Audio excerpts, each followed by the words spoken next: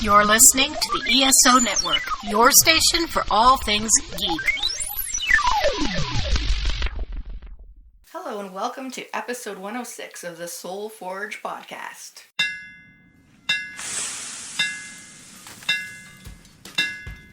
Welcome to the Soul Forge, a place of silent mystery, quiet contemplation, and outright mayhem. Join your host, Sean Vanderloo, as he guides you through the adventures of living. Together, we'll talk about life and love, sex and dating, joy and heartache, memories and loss, and so much more. Don't worry, it's not nearly as pretentious as it sounds. Get ready for life, the universe, and everything on the Soul Forge.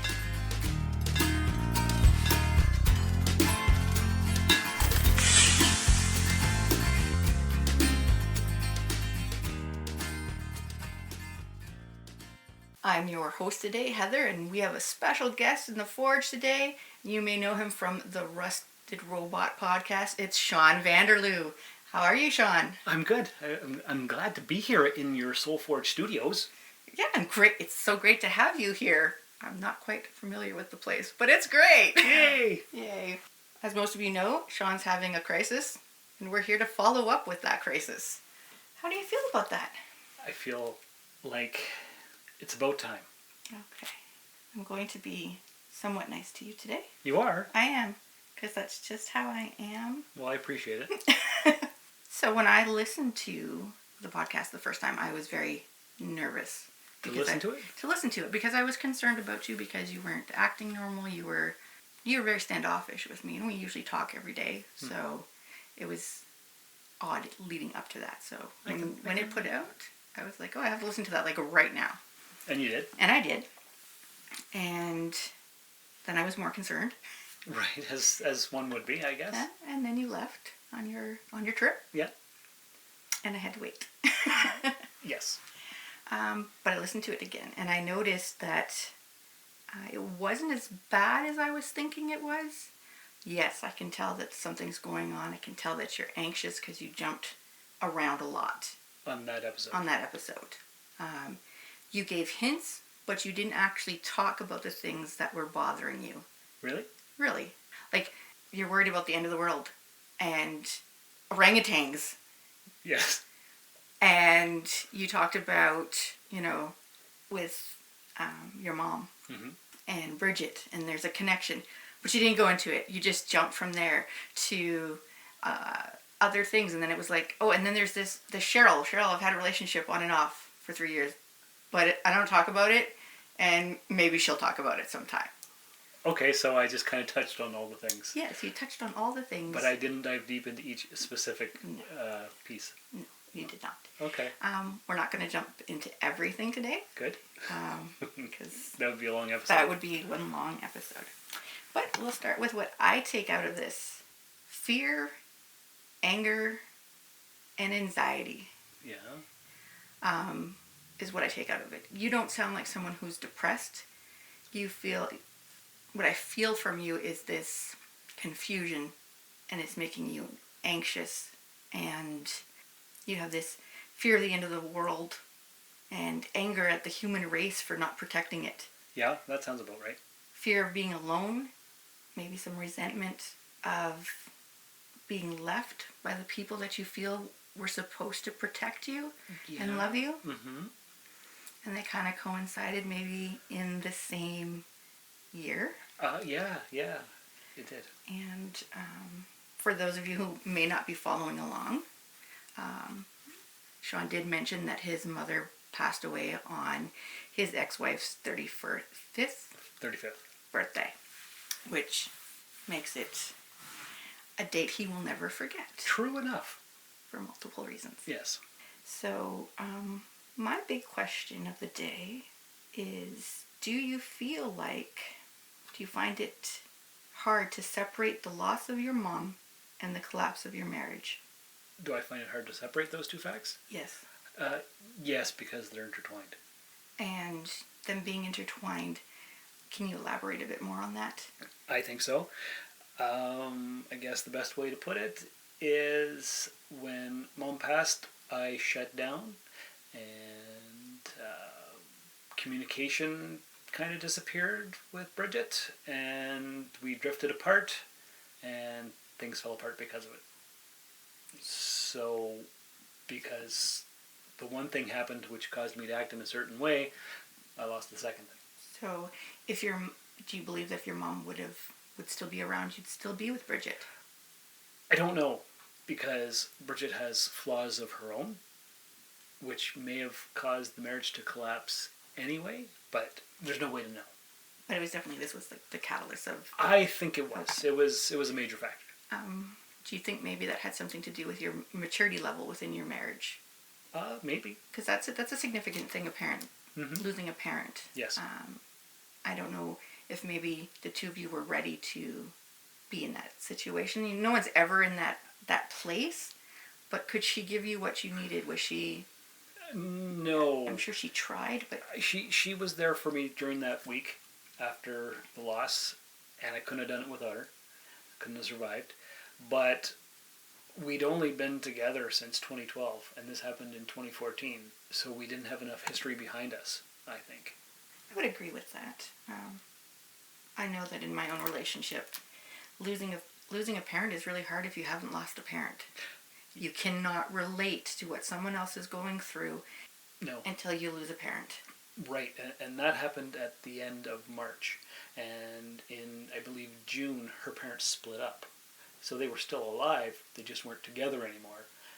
And they were never in a good marriage to begin with. And Bridget was always complaining about them, but she needed me to support her, and I couldn't do it. Because she had something you didn't. Exactly. You And I was still dealing. Okay. So I guess there was all kinds of tension. Okay. Have you had time since then to grieve for these two losses separately? I don't know. Because you still seem to have... You seem to have been doing fine with not being with Bridget. Mm-hmm. And then all of a sudden, like you said, with it being the 5-year mark, flooded with not necessarily the best thoughts, but feelings, unresolved issues of your relationship. Maybe how it ended, I'm not sure. Yeah, because I wasn't ready for it to end. And I think because it wasn't my choice, it was harder for me to get over. Do you resent her for moving on so quickly? Yeah. Yep, that sounds about right. Fair enough. Mm-hmm. And with your mom? I think I've dealt with the mom thing more because I've had my brothers to talk to about it. It still hurts, and it's still a loss, and I wasn't ready for it, and it wasn't my choice, obviously. So it's hard. The way you lost your mom, Mm-hmm. does it affect the way you make relationship with some of your friends? How so? You have a lot of us friends who are, for lack of a better term, we suffer from mental illnesses. I do seem to collect a large variety of mental illness friends, I guess if you want to put it that way. And is it because you have this, do you feel you need to help everyone? Yes, I've always been a rescuer. Probably because if I can help other people, I don't have to take a good hard look at myself. I can completely relate to that. Can you? I am a helper. Yes. And it's just easier for me to take care of other people than to have to deal with what I'm doing. Yes, that makes sense. I did have my first session with the counselor there about a week and a half ago. And I told him about all the losses that I had suffered and all the things that I've gone through in my life. And he's like, you know what your problem is? I'm like, no, that's why I'm here, so tell me. And he's like, well, you've suffered all these losses, so you've never had any permanence in your life. Huh. That does make a lot of sense. So because I've never had any permanence, I naturally expect nothing to last. Do you think you might somewhat sabotage yourself? Oh, guaranteed. I'm sure I do. Because I don't expect it to last in the first place, so why even bother worrying about it? So why be as invested? Exactly. And then maybe because you were completely invested and that became... I was completely invested in my marriage. Yes. I had never been that open and honest with anybody. I had never completely exposed my heart. And then it fell apart, and I was left bleeding and raw. So, with your bleeding heart, did you always have the wall, or did the wall get put up after Bridget? I think I always had a wall because of my childhood, probably, and moved around a lot, all the different losses. So never any permanence, so better not show any emotions, right? So put up that wall and don't let it come down, and just be superficial. And with Bridget, I dismantled the wall and got hurt. So the wall went up, doubly strong probably, Okay. if that makes sense. Of course it does. Mm-hmm. Do you know what now would be a good time for? Tell me, Heather. It would be a good time for a promo here on the ESO Network. Why should I listen to the Nerd Bliss podcast? Because we go there. Where? Everywhere.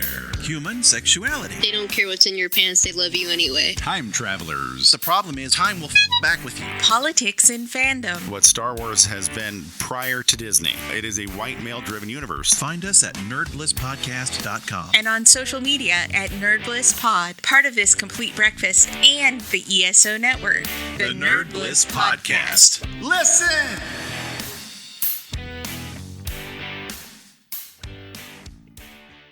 That was a fantastic promo, Heather. Good job picking.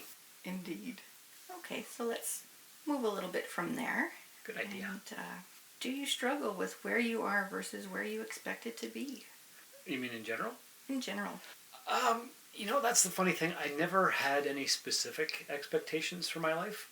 Like, I never thought by 25 I would be married. By 30 I would have my own house. Blah, blah, blah. I just figured I would let it go and see what happened. And I've done that. Is it where I would want to be looking back? Probably not. I would have the 2.3 kids and the 2 cars and the nice big house and the big fancy job, and I'd wear my suit to work holding my silver attaché case, because when I was a kid I always wanted a silver attaché case because it looked fancy. None of that stuff has happened. I do have a kid. I have had a marriage. I've had a string of failed relationships. So, String of failed relationships. Or maybe they're not failed relationships. Maybe each one was a learning experience, making me who I am today.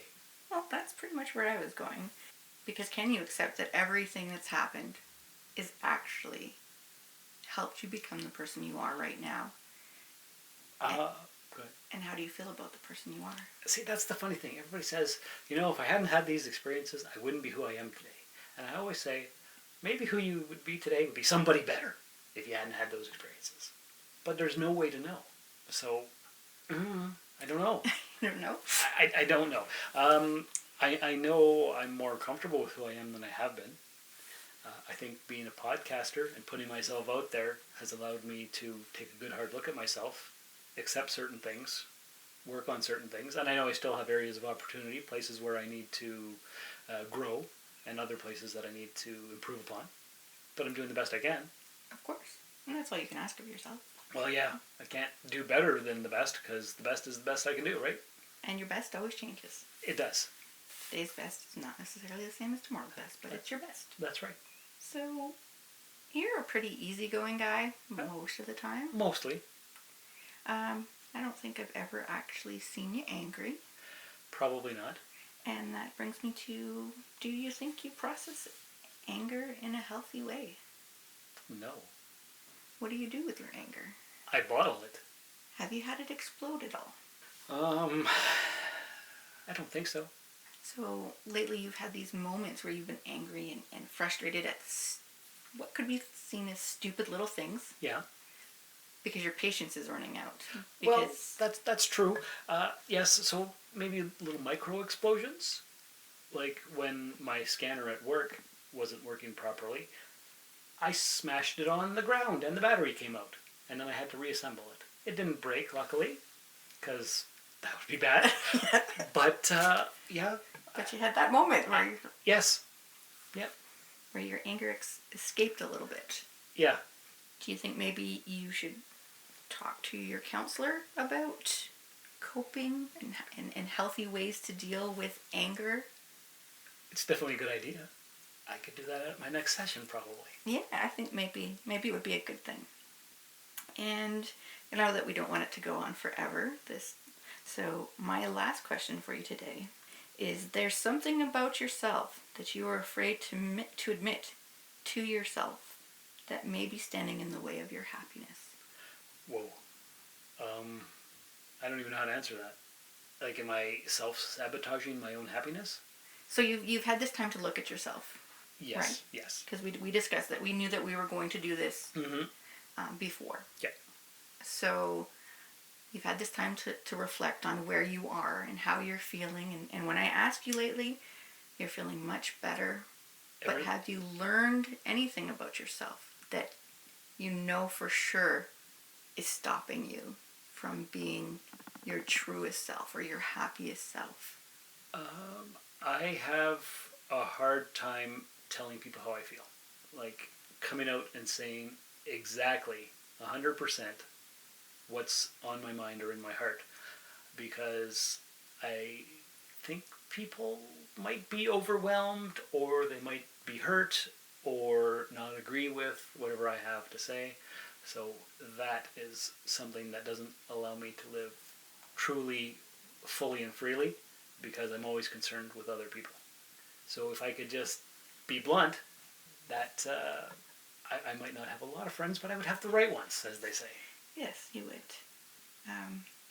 Do you find you... Sorry, I'll add on to this because you opened it on. Mm-hmm. Do you find that to try not to hurt someone, that you may tell them things that they want to hear instead of how you are actually feeling? Maybe in a slightly edited version, because I always want people to like me, if that makes sense. But most of the time these people are people who already like you. Yeah, but because I've had so many losses and I always expect things to be impermanent, I'm afraid if I say the wrong thing, I will lose these people. And I didn't realize this until my counseling session there a couple weeks ago. Well, I'm happy you got something out of it. Yeah, it was only an hour-long conversation, but he allowed me to make many connections. So it was quite eye-opening. Oh, that's good. Hey, podcast fans, Spotify is making it easy for you to stream this podcast and many others like it on your mobile device, desktop app, and smart speaker. Open the app on your mobile device or desktop, click on the browser channel, then click on the podcast section. You'll be able to stay thoroughly entertained during your commute to work, your drive home, and your downtime, thanks to Spotify. This has been another eye-opening episode of the podcast. Remember to find all our social media links at soulforgepodcast.com. Would you like to tell our listeners how they can get a hold of you, Sean? I would. Thank you for the opportunity to be on your podcast, Heather. I appreciate it a lot. Listeners can find me if they want to know more.